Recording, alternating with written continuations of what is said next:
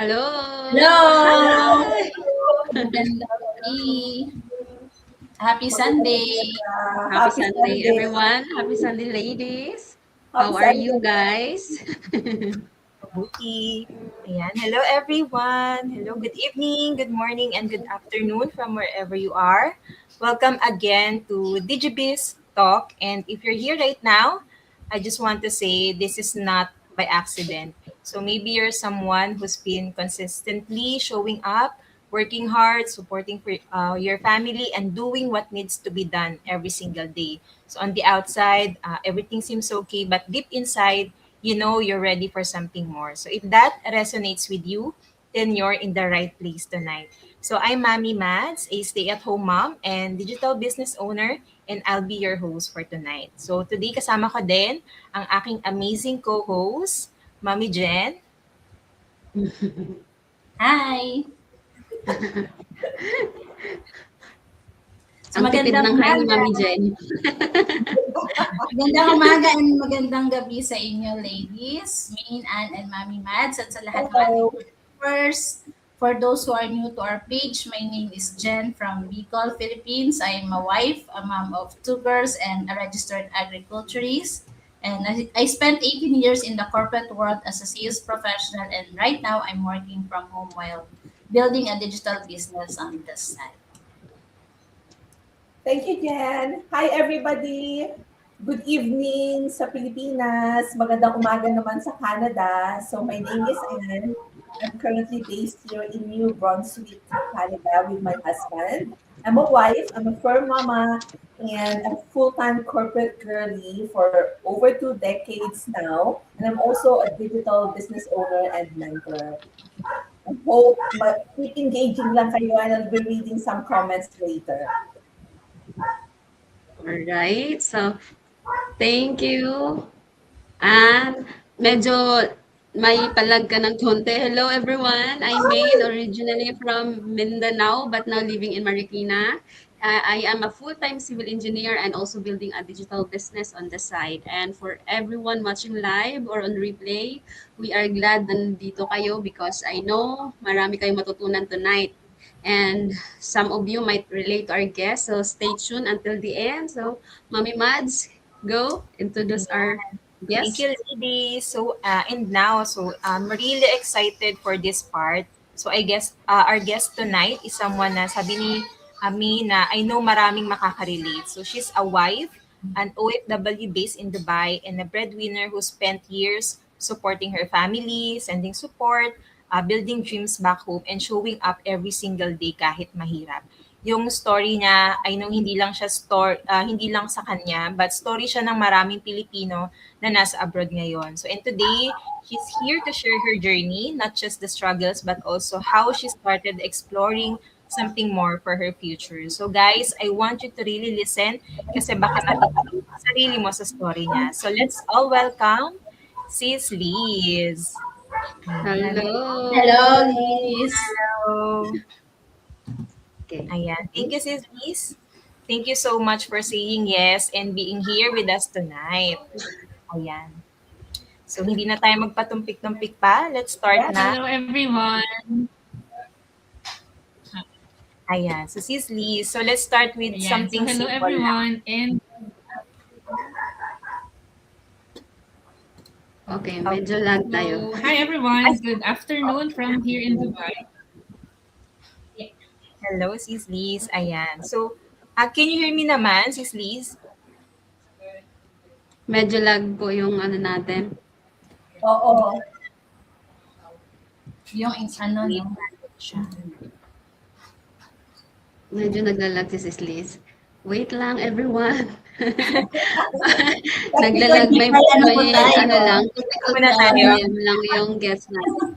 May dumaang drone sa Dubai. Okay. Yan. Alright. All right. Welcome back. Yes. Yes. Sis Liz. Ayan. Hello, Dahil everyone. mag-music tayo, Sis Sorry, Liz. tech glitch from this side of the world.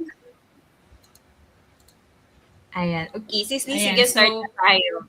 I think you want to So, hello everyone. Again, good afternoon from Dubai. My name is Liz, and I am an OFW here for 18 years and counting. Ayan, sige. Sis Liz, ayan, so na-share mo na rin no, a little about yourself, no? So, dagdag lang natin, where you're from, what you At do abroad. wait lang, nawawala lang yung guest natin. Antayin lang natin. So hindi pa siya naka-ano. Antayin lang natin makapag-ano siya, makapag-intro. Makapag-intro. Friends, this is real life. Ganito talaga. Real life. Yes. Tuning in Live from na live. Live na live po kami. Yes. Live na live po kami. Oh. So that's Kaway-kaway normal lang po. naman. Bear with us. Keep tuning Kasi in. yung ating guest ay nasa ibang panig ng mundo, no? Opo. May iba Global tayo kami. application. So nasa Dubai kasi siya. Sa UAE, right?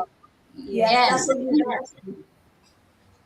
So medyo masaya tayo makakapag-invite ng Actually, It's been 2 days. we're glad na nag-ano siya, nag-oo siya sa invitation namin despite ng mga nangyayari doon sa lugar nila, di ba? Yes. Tama. So, we're just waiting. So, please bear with us, everyone. Ang maganda talaga Dito i-share po ni kayo, mga kababayan. Sana lahat Okay. po ay safe Yes. and healthy at mainit po yung panahon ngayon sa Pilipinas. So, kailangan natin magpalamig. Malamig ba sa Bicol? Dito malamig. Paglalabas kami, oo, Hangin mahangin. dyan? Pero, okay naman. Hangin dyan. Dito kasi sobrang init. Alam mo dito, sa Maynila, ano siya, sobrang init. Tapos pati yung hangin, mainit din. Yes, dito rin sa Bulacan, mainit na rin. Bulacan. Dito sa lugar ko, malamig. Malamig pa din. May snow pa.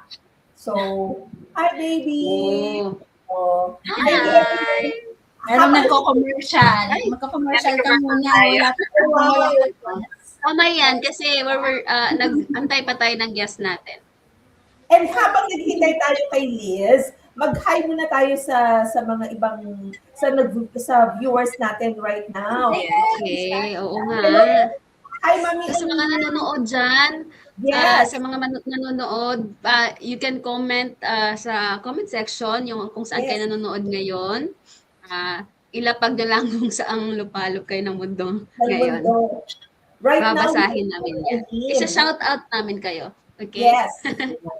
Hello, Okay, so ladies. magbabasa muna tayo. May comment Ayan. na. So, Ayan. hello Si Ma'am. ladies, magandang gabi from the Philippines. Hello, hello. Thank you for tuning in. Yes. Wait lang po kayo ng very light kasi ang aming guest ay inaayos pa yung nagkakaroon ng Technical difficulty. yeah. Yan. Alright, so hello. Yan na, nandyan na yung natin. Okay, wait. Again na si Liz. Hi, So, Christine. Thank you for watching. Hi. Hello! Okay, so Ulit. are you good na? Hello, I'm back. Okay. I think so. Sorry for the tech glitch, but thank you for joining, and thank you for waiting for me to come back and sort out this mess. Okay, so I was saying, I'm Liz, and I'm based here in the UAE. I've been here for 18 years now and counting. Praise God. And it hasn't been a long time that I've been a business owner. Is 6 years enough so far? 6 years I've been here and doing this digital business. But I think one thing that I would want to emphasize about me and my story is that, kagaya ng maraming Pilipino na nag-abroad, maraming Pilipino dito sa UAE ang nagpunta dito para magkaroon ng mas magandang buhay, mga pamilya nila, magkaroon ng brighter future yung mga kids nila, and I think that's also a common goal ng mga viewers natin right now. I'm a primary breadwinner of my family. I've been here since 2008. And since then, I've been sending support back home. I'm sending money for my parents, for my siblings who were still in school at the time. And, that has been a calling and a mission for me. So that's one thing I'm proud of. And I'm also proud to share na, we've been able to set something for ourselves. And that's this digital business that we want to talk about later on. Okay. Ayan. Thank you, Liz, for that beautiful introduction. So, sa intro pa lang, no, na-inspire na kami and mas na-excite pa kami to hear more about your story and your journey. So, hindi na natin patatagalin pa, no? So, move na tayo, jump na tayo sa ating next question. So, was there a point when you thought I need something more? What made you want to try digital business? So, nabanggit mo nga na you're into digital business right now for almost five years, no? So, what made you want to try digital business while handling work and life as an OFW and a wife to your husband Ian and also a breadwinner of the family? Yeah, I think there will come always a point in our time that you will ask yourself that is this all there is? Kasi I mean, all of us are hardworking, right? I mean, I stepped out of my comfort zone, left the Philippines, left the comforts of my family to work abroad. Like I was only 24. So from that age, I was already working hard, building my family life. I mean, supporting my family and of course building my career here. Pero 'di ba parang tayo, umaabot din tayo sa panahon na tipong, shucks, parang ganito na lang ba lagi yung buhay ko? Parang lagi na lang ba akong ganito na I'm working hard, I'm sending money back home, I'm slowly making dreams come true for my family, but also like, what about me? 'Di ba? I think Anne would also relate to that, like, paano naman ako? So, it's not about being ungrateful for the mission or the calling that you have as a person. For me, my calling is to be a breadwinner, to support my family, and that's okay. But also sometimes you would also want to go beyond those dreams. Like, okay, paano naman kami ng asawa ko in the future, right? I mean, being OFWs, meron kami certain timeline na nandito kami sa UAE. And while we are grateful na we have a good job here, we have a good pay, at the end of the day, either babalik kami sa Pilipinas pagkatapos ng contracts namin dito or when we reach retirement age, or maybe we would immigrate abroad. God knows, right? But that also means that yung level of comfort namin right now here will not be the same pag nag-retire na kami. Kung wala kaming backup plan. Kung ang inaasahan lang namin is yung gratuity namin siguro or yung savings namin while we're here. So, na-realize din namin na for us to be more generous and happier breadwinners, we need to have more. And sometimes that more doesn't, again, mean na you're being selfish or you're being greedy. 'Di ba? Kasi there's no such thing naman as being greedy if you want more para you can share more. 'Di ba? Kasi I'm sure many of you would relate na sana mas malaki yung kinikita ng asawa ko or kinikita ko para I can provide more. Whether it's through your immediate family or to other relatives na pwede niyo matulungan. So for us, our thinking is like that. How can we have more and also have something for ourselves, 'di ba? Pero nung time na yun, parang career is so busy, sobrang busy namin sa trabaho na I don't think I have time para maghanap ng secondary job or, yung mga bagay na naisip natin kaagad na, okay, siguro mag-sideline ako ng, I don't know, I work another 4 hours for something else. And nakakatawa kasi parang it all happened like the quarter before the pandemic of 2020. As in, quarter 4 ng 2019, na-introduce sa akin tong business na to. And I was like, sobrang busy ko, wala akong time manood ng webinar, parang kailangan ko ba talaga nito? I mean, I was feeling secure in my job. Ang yabang ko no? Tipong, ay, matagal na ako sa trabaho ko. Alam mo yan, tipong, I'm so great at my career. I know this is where I will retire. Pero, noong 2020, parang, shocks. Hindi pala ganon. Na tipong, ang laking slap sa face mo na, yung industry na akala mo is susuporta sa'yo till your old age is an industry that's not needed when something as big as a pandemic will hit. Diba? We work in retail. So, Ian and I work in retail. So, as you know, noong 2020, sarado lahat ng malls, sarado lahat ng retail stores, nobody was shopping. And that means yung business namin is irrelevant. It's not needed. So, tipong, yung trabaho namin parang paano na? Of course, we started working online. We started to work things from through Zoom and all of that. But at the end of the day, you would have that thinking, parang, shucks, paano kung magtuloy-tuloy ito? So, yun yung talaga naisip namin na we really should be doing something beyond what we're comfortable doing and beyond what we think that is secure. Kasi hindi naman talaga secure mga trabaho natin, di ba? No matter how think it is or no matter how much we believe it is secure, hindi naman talaga. So, buti na lang talaga, parang both of us, my husband and I, sat together. We worked, we watched this webinar together. We watched it twice, thrice. We wrote down our questions. We went back to our mentor who introduced this, and then we said, you know what? Let's do this. Kasi parang feeling nga namin late na kami. Kasi parang, hello, pandemic na and all of that. Tapos, may mga usapan pa sa office na things might happen. Parang, shucks, kinakabahan ka na mangyayari. So parang, instead of waiting around and seeing how things will turn out, just like, go for it. Kahit wala kami experience, kahit, we're a bit doubtful about our capacity to be good at it, we said, you know what, let's start this. Let's do this. So that was it. That was the start. It was July 2020 when we started this business, and praise God, now we are in 2026. We're still here. We're still growing. We're still thriving. We're still learning, and we're still, here sharing this opportunity to all of you guys, to all of your audiences na we know can also benefit from this. Thank you, Liz. Sobra grabe. I'm sure maraming makaka-relate sa story ni Liz. I myself nakaka-relate talaga sa story ni Liz, being a primary breadwinner as well for my family. So lahat ng mga, hopefully, ng mga OFWs who are tuning in right now, ay makarelate, magkaroon kayo ng inspiration sa story ni Liz. And I'm sure story din to ng maraming OFWs from across the globe. Thank you, Liz, for being so honest with us and being vulnerable, sharing your story. Our next question naman, about this business, meron bang registration fee to start? And what exactly do you get after you register and watch the webinar? Okay, so this is a very important topic, so I will try to speak slowly and to break it down further for all of our audiences. So, as any type of businesses, there are costs involved, right? Kahit naman si Manong mag-fishball, kailangan naman niya maglabas ng something to start the business, di ba?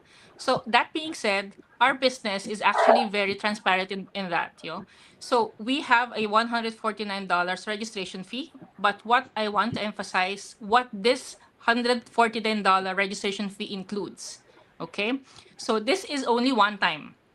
You pay this one time and you will be given access to a large part of the community that will otherwise be locked for you. So among that, you will have the information more on the company that we work with, the compensation plan, the modus plan, which is again very informative, and it's something that you would want to know once you get deeper into the business. You will also have access to years of enterprise level masterminds and training that otherwise you would have paid thousands of dollars to get access outside. Kita niyo yan sa Facebook feed niyo, there are all of these masterclass and trainings that kala niyo when you register, it's free, but actually it would ask you to pay something later on.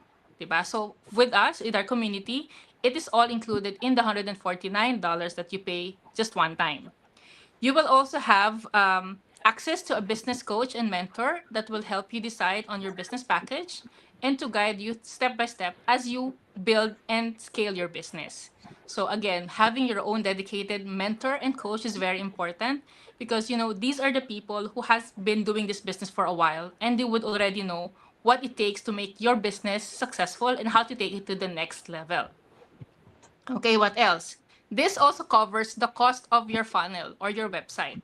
That again, if you don't know how much it costs hundreds of dollars at least to build your website, to maintain your website, and to have somebody to help you maintain that website.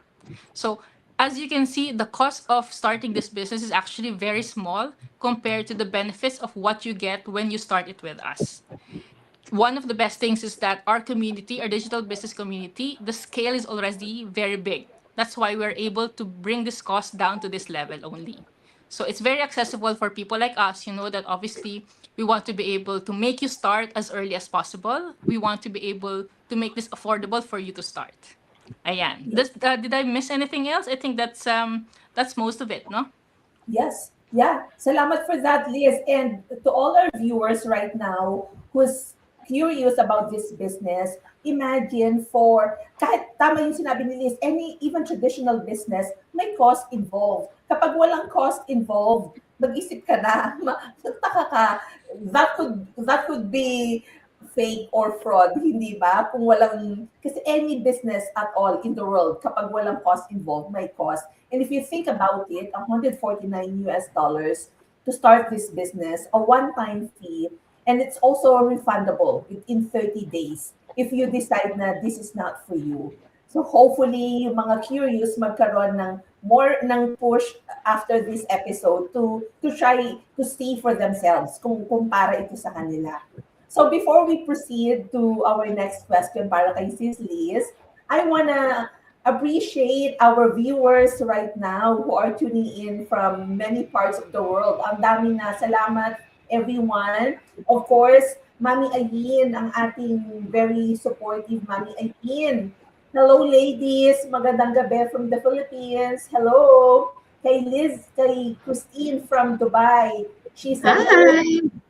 Hi, Christine. Hello, kabayan. Hello, kabayan.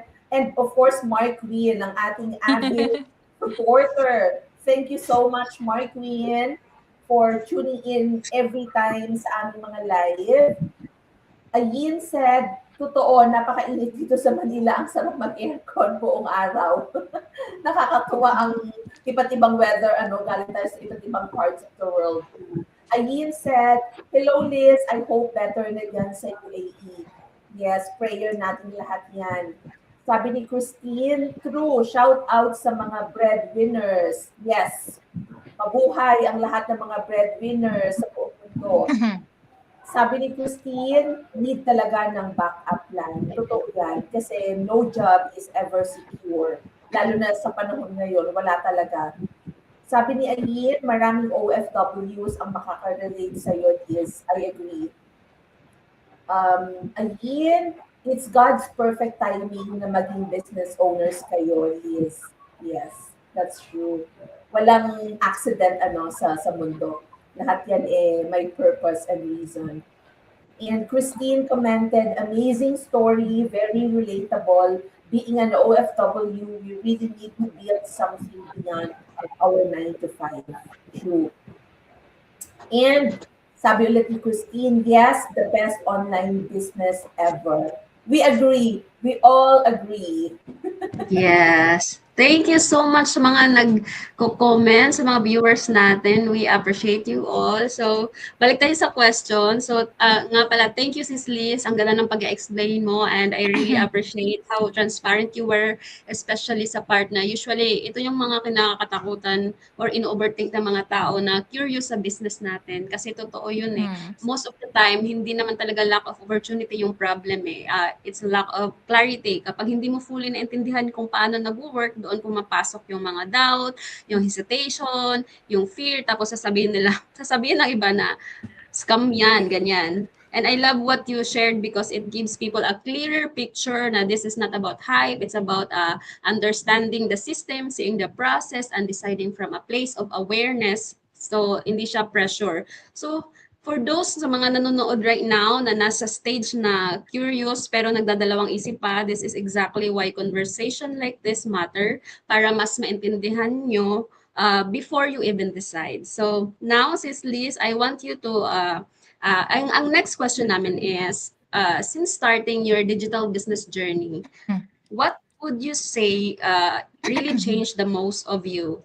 Is it your mindset or your daily routine or even your priorities in life, especially as someone na malayo sa family and carrying the responsibility as a breadwinner? Gusto naming marinig yung journey mo doon. Thank you for that question po. Parang Miss Universe. Thank you for that question. Actually, parang I would say it's all of the above. Siguro, having a different an upgraded mindset is very important. Kasi for us, di ba, parang nagkaroon na agad ako ng, in a way, ng doubt na tipong, all of these years, I've been building a career. Is it just like, for what? So, nagkaroon agad ako ng thinking na it's not about not being grateful for having a career in a corporate life. Of course, we all owe our, earnings to that. We were able to build a family. We're able to improve our economic situation because of that corporate life. But then again, it's all about the mindset of what's next, or what else is there, or what else can I do, 'di ba? So it's all coming from the mindset of deserving more. It's all coming from the mindset that you are able to do more. Kasi pag nilimitahan natin yung sarili natin na, actually, pagod na ako sa 9 to 5 ko eh, parang kailangan ko pa ba mag-side hustle ng 8 to 10, ng 9 to 11? Parang why? Parang masyado ko bang ini-stretch naman yung sarili ko? But if you come from the mindset of saying na, actually, yes, I can still do it, you know? If I can work for a company for 8 hours, surely I can do 2 hours for myself. 'Di ba? So it's all coming from that. And also when you said about, is my priorities has my priorities changed? Yes, because I know that, aminin natin, hindi na tayo tumatanda. 'Di ba? Health Yeah. is also a priority for us.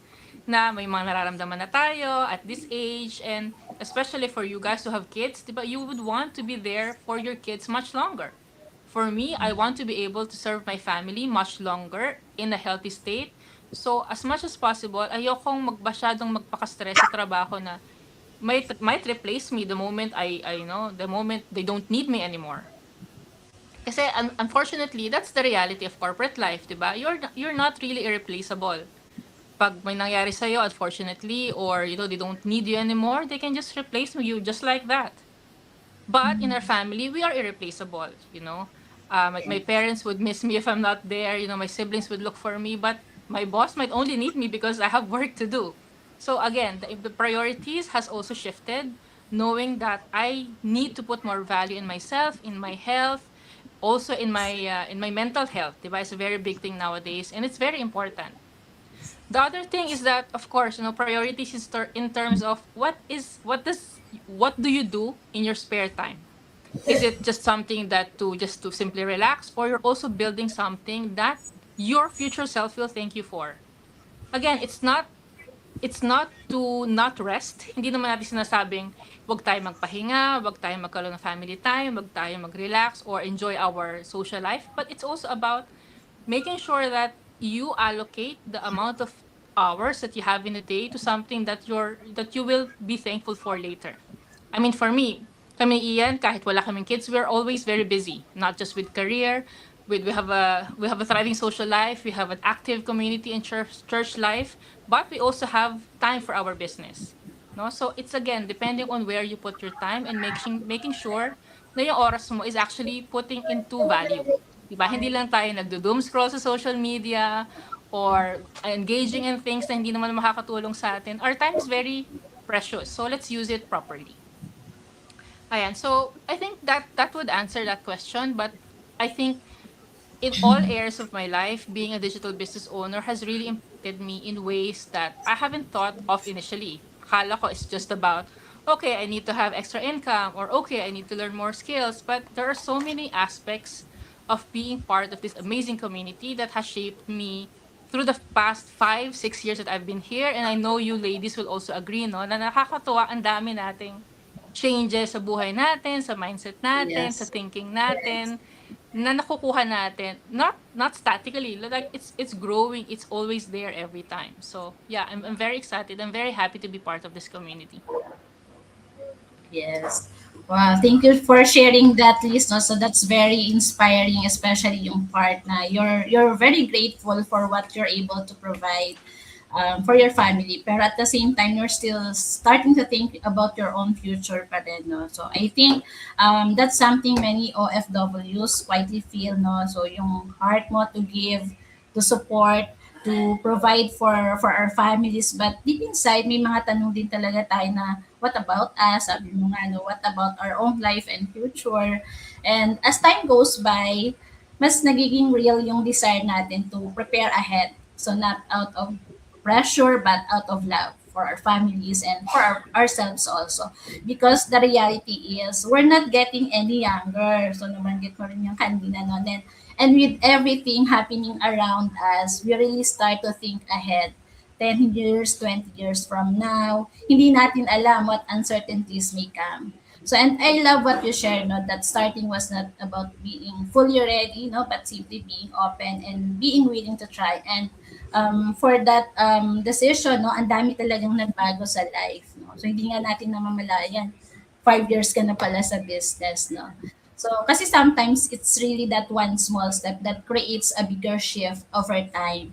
And Liz, as we move to our final question, no, hindi naman to pang Miss Universe. So para sa ating mga viewers, especially those who are really resonating with your story, no, na nakaka-inspire talaga. So what's one message you'd like to share with our fellow OFWs or anyone supporting their family abroad who might feel stuck but are looking for more freedom, more purpose, or extra income? Yeah. I think I always share the biggest regret that the only regret that Ian and I have of this business. And that is we wish we started sooner. As in, really, it's just in the nick of time that we started this business bago mawala yung well-paying job ko in 2020, no? Pero on hindsight, if I had a chance to do it much earlier, I would. Because as you know, sometimes it like you said, nga, it's not about being ready. It's about having the clarity. But if you are clear on your goal, like why am I thinking that I might need a second income? Why do I think I need a side hustle? It's because at the back of your mind, you know that kahit gaano kaganda yung sweldo mo, kahit gaano ka secure you think yung trabaho mo, parang there's always that doubt, di ba? It's not. It's really not. And you know that you have that, parang may hinihint na sa'yo na parang start something small, start, even if you're scared, start asking questions, start doing something. Kasi it, obviously, with all types of businesses, it takes time for you to grow and build. You know, hindi naman yung tipong next day, makakapag-retire ka na. Hindi naman yung next day na tipong yayaman ka na, mababayaran mo lahat ng utang mo, di ba? Like all businesses, it takes time for it to stabilize, to grow and scale. And that's also one of the reasons why we are still here in this community, because yes, we have seen our progress through the years, but we know that our goal is, the goal is getting higher and higher. We know that there's so much more that this business can take us. And if we hadn't started 5 or 6 years ago, then maybe right now andito pa rin ako at the other side of the fence saying, ano kaya yung ginagawa nila? Ano kaya yung digital business na yon? Ano kaya yung babayaran ng 149? Alam mo yon? Kasi I know so many of our audience are like that. They've been following us for years and years, but they still haven't gotten this, the action to start. But why? Sayang yung panahon. Tipong dumaandar na yung panahon, tumatanda yung mga kids natin, tumatanda yung parents natin. What are we really waiting for? Is it really you being ready, or you just like scared? I mean, again, it's natural to be scared, but once you have the information that we're trying to share with you, that's why these ladies are here in front of you, trying to share as much information as possible. Just reach out to them and ask your questions, because believe me, you will never regret finding out if this is the one that you've been waiting and praying for all these years. So just start. Please just start. Ask your questions. Reach out to these ladies, and I'm sure, you will also have the push to start. Yon. Yes. Oh That's my all for gosh. me. Very powerful end to a very powerful live episode natin today. Thank you so much talaga, Liz, for sharing your story. Ako talaga, relate na relate. And I'm sure maraming, hindi lang OFWs, working professionals like many of us na nag-start sa business na to and who went full-time sa business na to ang makaka-relate. And also like Liz, nakaka-relate ako doon sa yung sayang ng oras kasi I was introduced to this business in 2019 and I didn't start until 2025. Imagine, almost 6 years ang pinabayaan kong lumipas kasi God. I did not give myself the chance to explore the business. At kung iisipin ninyo, before we close the session, sa mga listeners natin and viewers, if you think about it, $149 to give you access to the trainings and makita nyo yung full picture ng business na to compared sa gagastusin mo if you start a traditional business. I know times are tight, I know budgets are tight, but if you look at $149, mag-ipon-ipon ka lang ng konti, tipid-tipid ng konti, hindi ka kumain sa labas for this month or next month, adjust mo ang iyong grocery budget, you can do it. And if after 30 days, natingin mo, hindi pa rin para sa'yo talaga yung business na to, then you can refund. But give yourself the opportunity and the chance na explore mo. Kasi alam ko marami sa atin like us na nagsimula din na curious but did not have the courage to start, to explore and get clarity. So before natin i-end ang session, meron tayong pahabol na comment from Ayin. Agree with you, Liz. Masarap sa pakiramdam na may ginagawa tayo para sa sarili natin, hindi lang para sa company na pinagtatrabahuhan. Yes, totoo yan, 100%.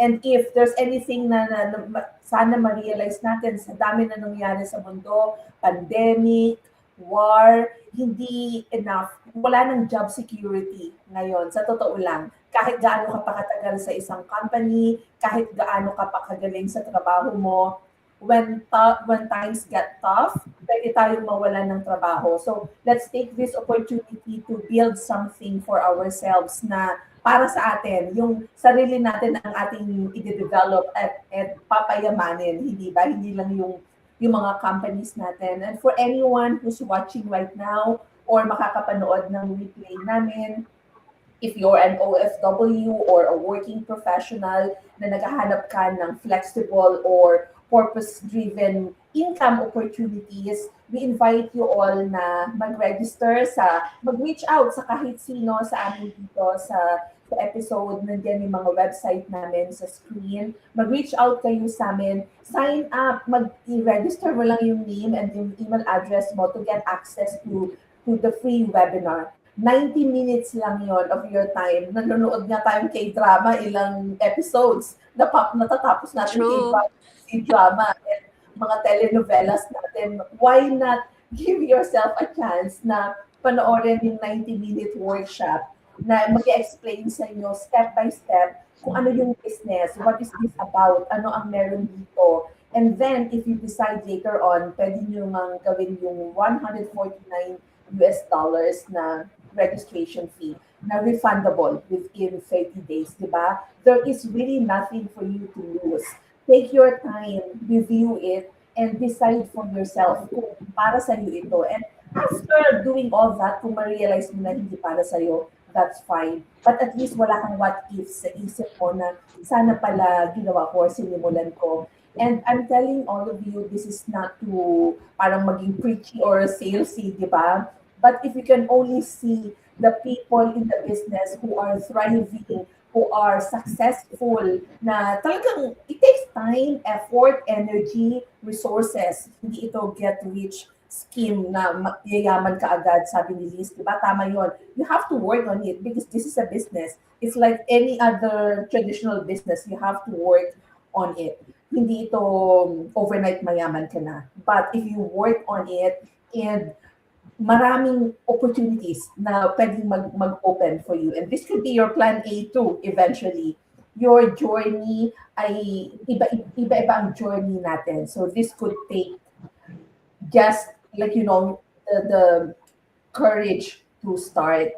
And hopefully, magkaroon kayo ng clarity, ng courage, and have faith that para gumanda ang buhay natin, we have to do something. Hindi lang yung mag-wish tayo na, ay, sana gumanda ang buhay namin. You have to do something about it and pray for it. So hopefully, meron kayong nakuhang inspiration sa episode namin today. And we hope to see you again on our next live. Thank you so much, Liz, for being with us, for sharing your story, despite of everything that's happening in the region right now. And we pray with you na sana matapos na ang gulo sa Middle East.